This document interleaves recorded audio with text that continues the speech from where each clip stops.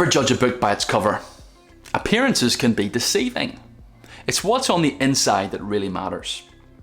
These are all quotes that you've probably heard countless numbers of times, yet they're all true, aren't they?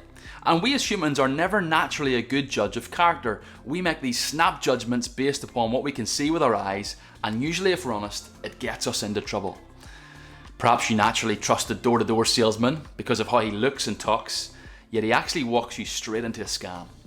Or maybe you write someone off because of their terrible first impression, and that person actually ends up becoming your best friend.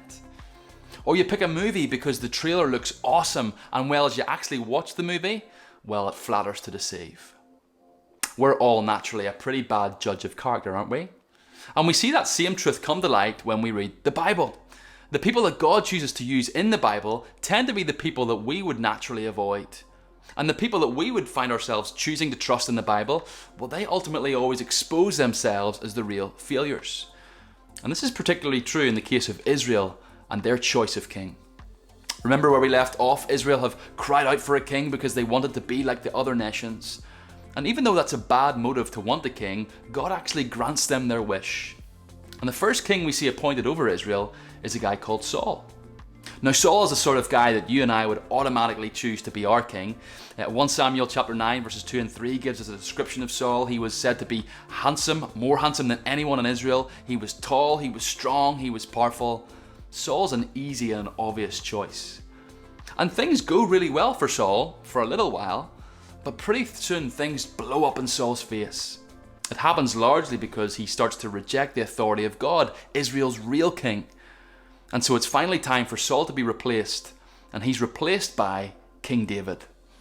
And as we look at the life of King David, I want you to notice three things about him. Firstly, he's an unlikely choice. An unlikely choice. In 1 Samuel 16, we see God direct Samuel to the house of Jesse because there he will find the choice of king to replace Saul. And as Samuel arrives, Jesse shows him his 7 most impressive sons. Now they too, just like Saul, were good-looking guys. They were tall and probably natural leaders. Yet surprisingly, God says to Samuel that none of these men that had been presented to him by Jesse are the ones that he wants to be the next king of Israel. So Samuel asks Jesse, do you have any other sons?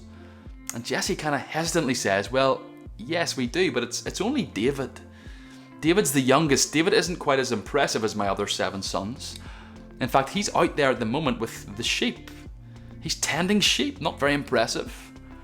Yet amazingly, it was David who God had chosen to be the next appointed king of Israel.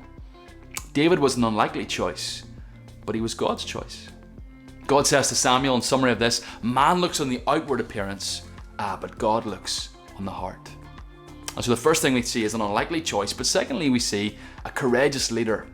A courageous leader. You see, it's all well and good for God to choose David against all the odds, but would it actually be the right decision? Could David really cut it? Well, the answer initially seems extremely positive, doesn't it? As you read on from David's appointment as king in 1 Samuel 16, we see this heroic rise from him straight away. In fact, in the very next chapter, he defeats Goliath, an army member from the Philistines who was freakishly big. No one else would stand up to Goliath, but David did, and he kills him with just a tiny little slingshot. You see, David was living proof that the thing of main importance was that God was with you and on your side. With God, all things would be made possible.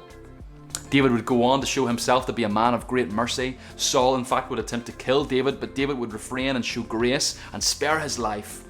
And so things are looking really good for King David. So he's an unlikely choice, a courageous leader. Thirdly and finally, notice, a chosen descendant. The climax for King David really comes in 2 Samuel 7. At this point, David has accomplished some impressive things in Israel. He unifies all the tribes, conquers Jerusalem, establishes it as the nation's capital. And then in chapter 7 of 2 Samuel, he tells God, well, now that Israel has a permanent home, I think it's time that your presence, God, has also got a permanent home. And so he says to God, I want to build you a temple. But amazingly, God says something else to David. God says, don't worry about building me a temple. That will all happen in the future. But rather, I'm going to establish a house for you, David. But what on earth does this mean? Well, God explains that he will establish his kingdom through David. And David at this point is overwhelmed. He cries. But why?